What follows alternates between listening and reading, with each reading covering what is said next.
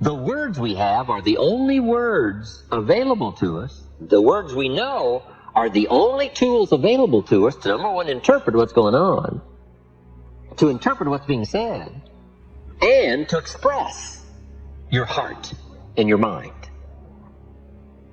Now, if you can't interpret well, and if you can't express well, you can imagine what a deterrent that is to the good life and the extra treasures, the extra feelings, awareness, riches, power, influence.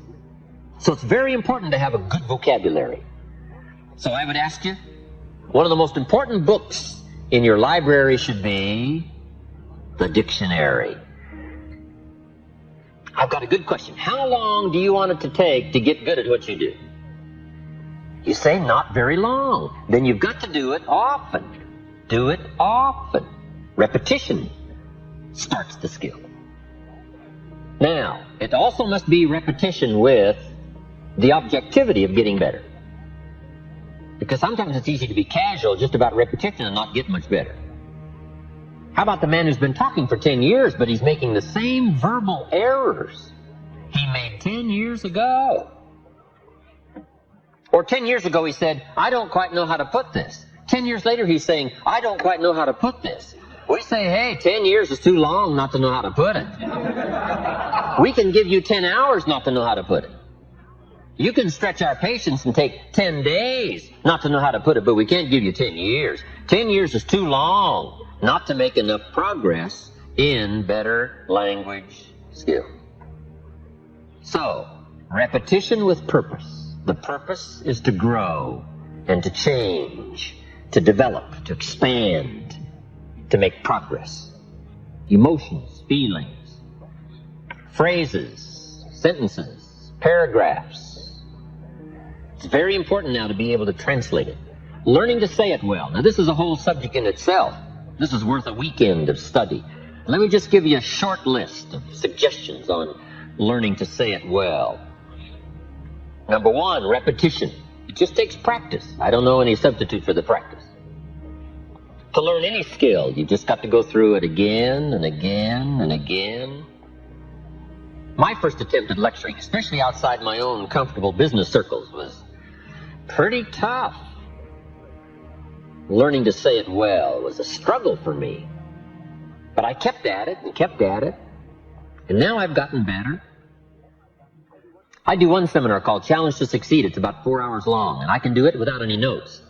Every once in a while, a person comes and says, you lectured this evening for 4 hours without any notes. How can you do that? I said, it's very simple. I've done it a few thousand times. We call that simplicity. You just do it over and over and often. Next is vocabulary. Saying it well is proper choice of words.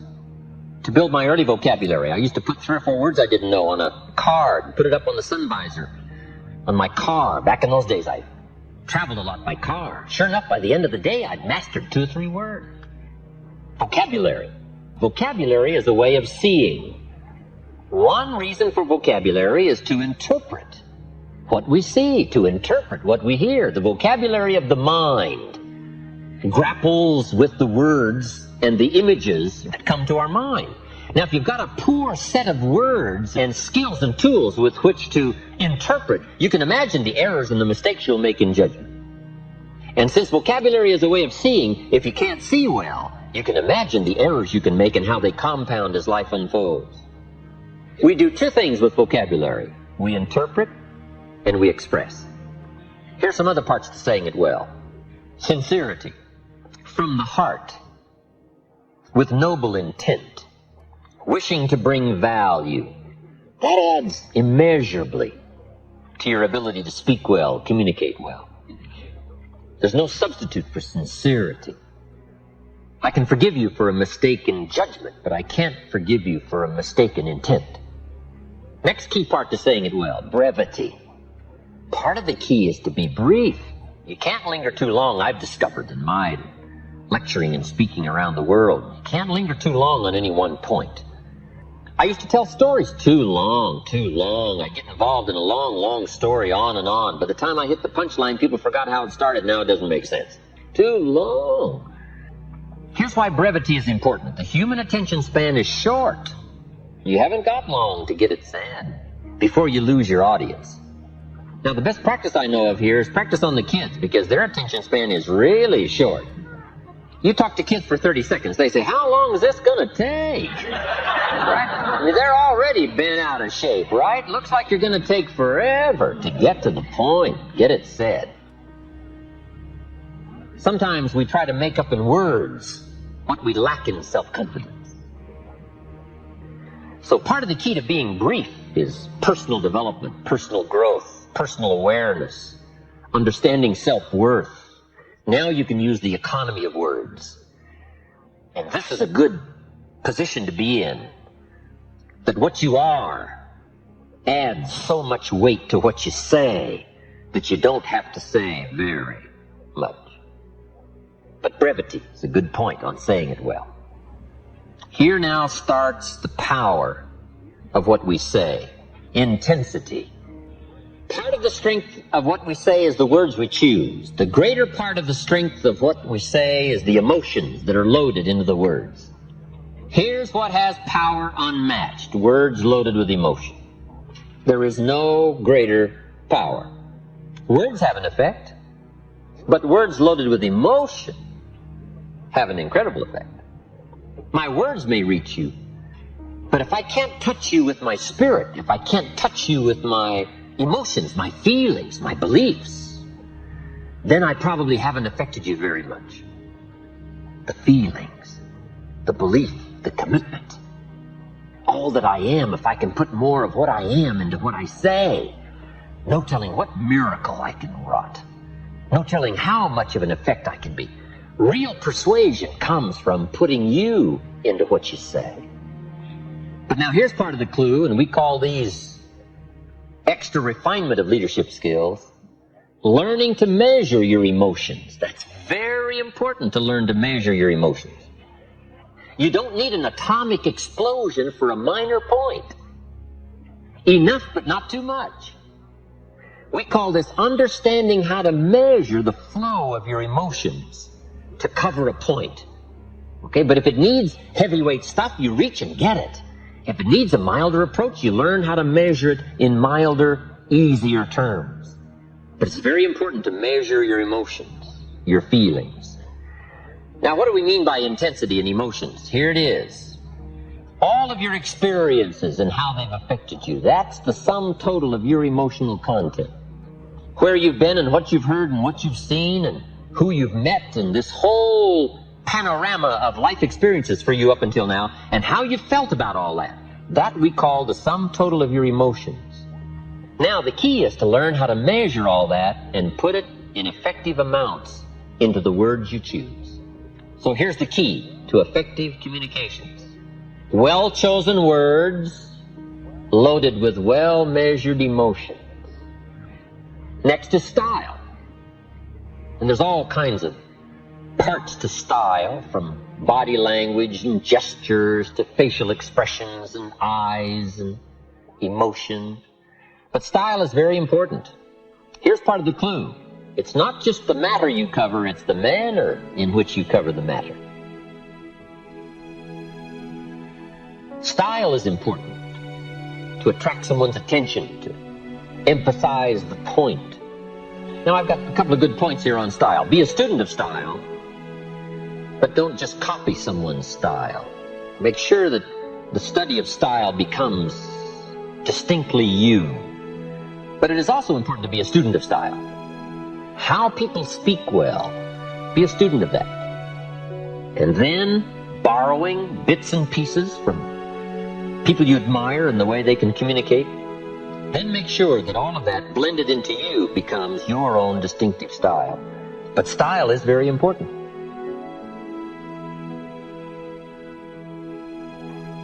Now there's a variety of styles. But it's important to study your own style and say, how am I coming across in style? Should I learn to emphasize more? Should I learn to be more emphatic? All these things concerning style. Read your audience. It's very important to read and to pick up the signals of what's happening with your audience. Now, when I first started lecturing outside my business circles, I had some problems here. Reading my audience. I think my early audiences, they all could have left halfway through and I'd have never known it. I was so intent on what I was saying that I was a bit unconscious of what was going on out there. Then I finally learned to look up, to watch, and see what's happening.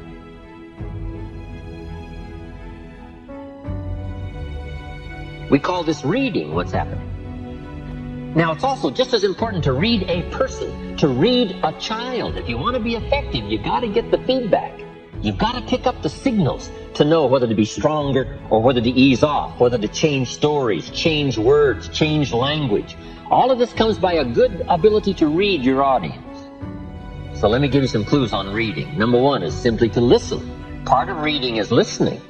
You pick up a lot of clues as to what else to say, what all to say by being a good listener. From early times, I think we've learned to be a good speaker, you've got to be a good listener. That's where you pick up the information, is to listen well, especially in a private conversation, a more informal conversation. Good listening habits. That's part of reading. Number two, you've got to read what you see. Part of it is just being conscious, right? Body language, reading what you see. Here's what we teach in leadership skills. Don't mistake courtesy for consent.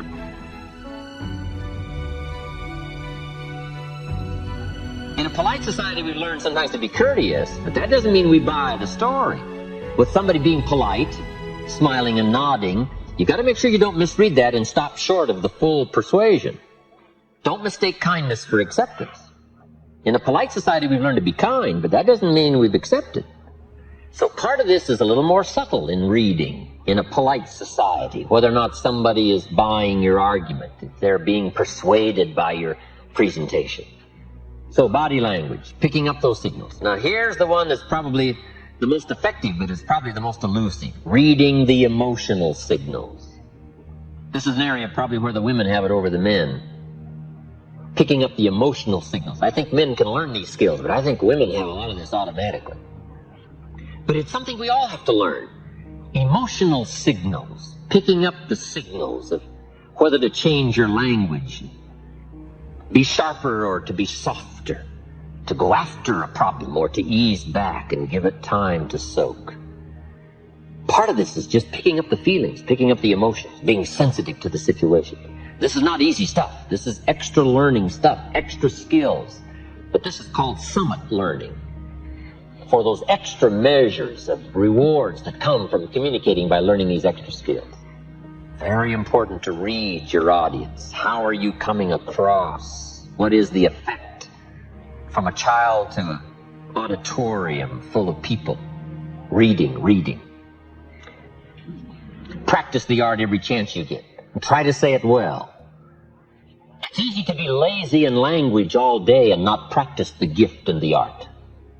Then when it comes time to make an important talk, to appeal to a child, we're missing the words and missing the sharpness and missing the vocabulary simply because we lack the practice of doing it every day. If you want to get good at communication, you have to be aware of doing it every day as a practice session of getting better so that when the real important occasions arise, you will have the gift and you'll have the style, you'll have the sharpness and the clarity and the substance and the emotion. I have a key phrase for you. Actions are no substitute for words. Don't fail to say it. Now, we've heard the old expression, words are no substitute for action. That's true. Talk, never act. That's not good. But this also isn't good. Act, and never talk. Here's the next part of a good presentation. It's what we call logic and reason. If you're trying to persuade a child, talk to a child, or talk to an audience, or if you're trying to talk to a customer, part of any presentation is the logical part, the facts and the figures, the numbers and the dimensions. And we won't linger too long here because here's my point on logic and reason. It's got to be brief. We need some facts, but only enough facts to start the decision-making process. You got to beware not to cover too many facts. I'm sure we've all heard the expression, it's possible to talk somebody into buying, keep on talking, talk them out of buying. Here's where this problem usually occurs. Even if it's a child, you can talk a child into deciding, and then you keep on talking, and then they undecide. We talk past. Too much logic, too much reason. We need just enough logic and reason so that it starts to make sense, not so that you understand it all. How many facts do you need? About a half dozen. And if somebody makes the mistake of going beyond the half dozen, here's what they're going to do. Lose their audience. So you got to make sure you don't get into too wide range of facts and logic. Because here's why. Most decisions are made emotionally. We need just enough logic so that it makes sense, but we're going to do it probably out of emotion. So the key is to be brief. With logic, reasons, facts. Because too much of anything is too much, right, at one time. In a wider range of teaching all of this, here's the reaction you want from identification. Me too. You just want the reaction for somebody to say, me too. I understand what that's like. I've been there. So part of it is trying to translate your experiences into words so that someone will identify with it and say, me too. Here's the reaction you don't want. So what? Now, it's easy if you're not careful to load your presentation with a lot of so whats. Mr. Schultz, who only went to the 8th grade in school, but he gave me the classic point to ponder here when I was 25 years old. And it was put in such simple terms, I've never forgotten it. Let me put it in those same terms for you. Here's what he said. Learn to express, not impress. That was so helpful for me, because it's easy to engage in language just designed to impress instead of express. But Schultz said if you want to touch somebody, learn to express. Sincerity from the heart, not impress. Impress builds a gulf. Express builds a bridge. Identification. This is a whole wide subject in itself. The identification question is, what will make me real to my audience? What will make me real to the child? Identification is building a bridge. If you're meeting somebody for the first time, it's simply getting acquainted. Building a bridge, making contact. Here's one of the clues. Find something you have in common. That's where you start, something you have in common. Here's the clue to really affecting people. Start with where they are before you try to take them to where you want them to go. Meet people where they are. If somebody's hurting, you got to meet in the hurt. If somebody's in trouble, you got to start with the trouble. The key is to start where somebody is. If they're in trouble, you got to start with trouble. You can't talk success if somebody's in trouble. You got to start, first of all, talking trouble. So that when somebody is stricken in the heart, and you've had this experience, maybe not as deeply, but somewhat of an experience of being stricken in the heart.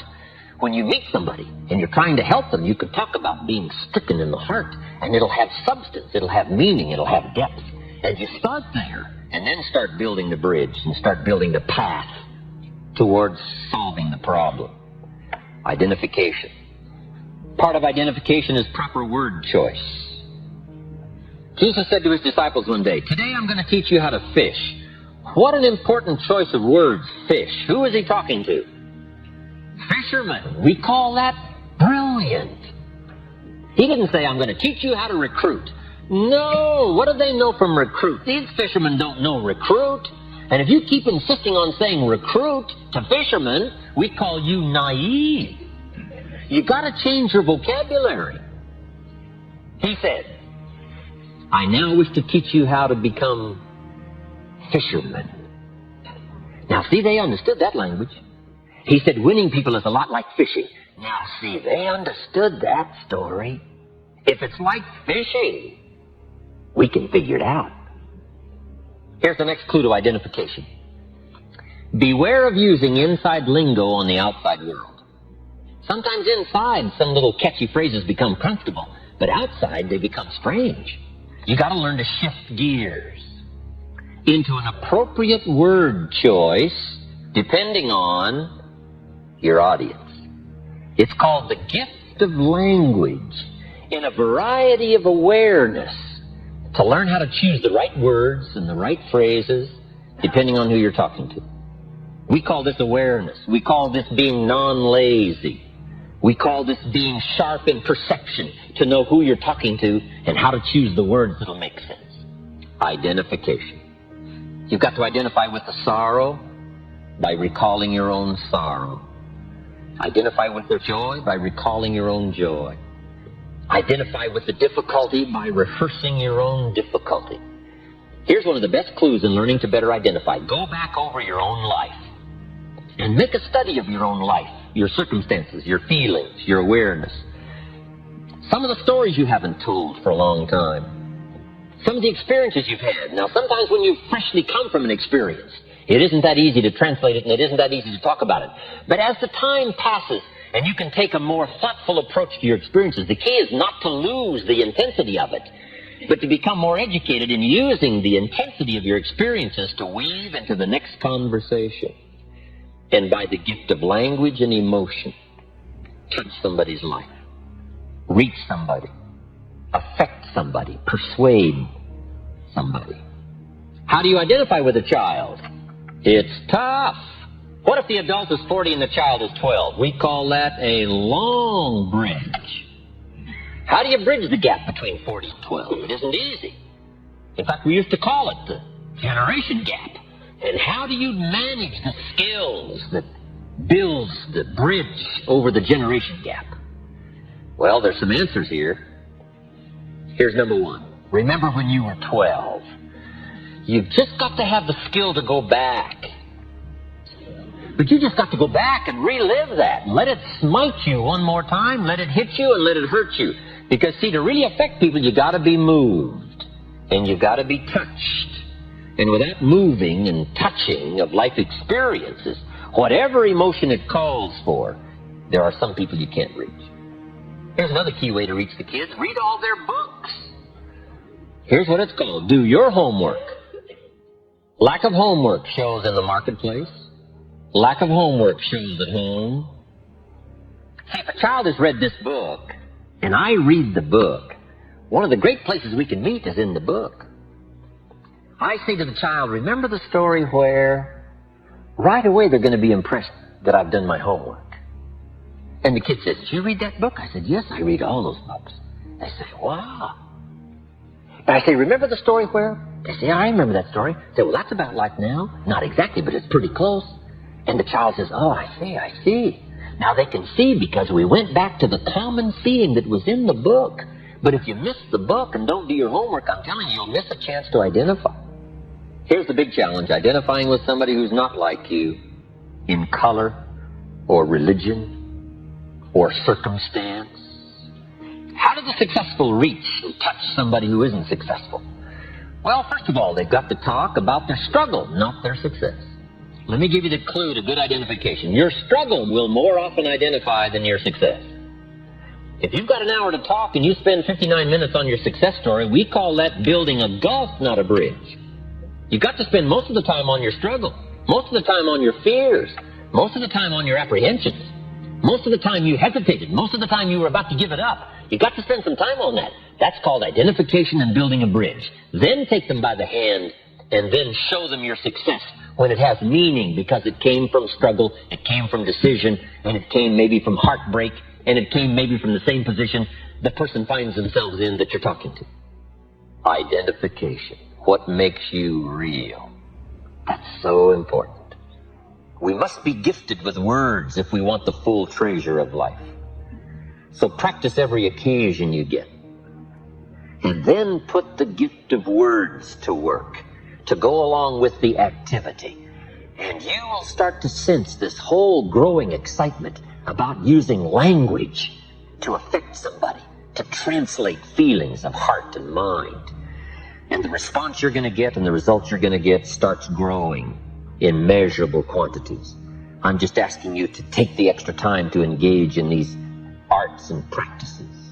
The gift of language, communications, affecting people with words.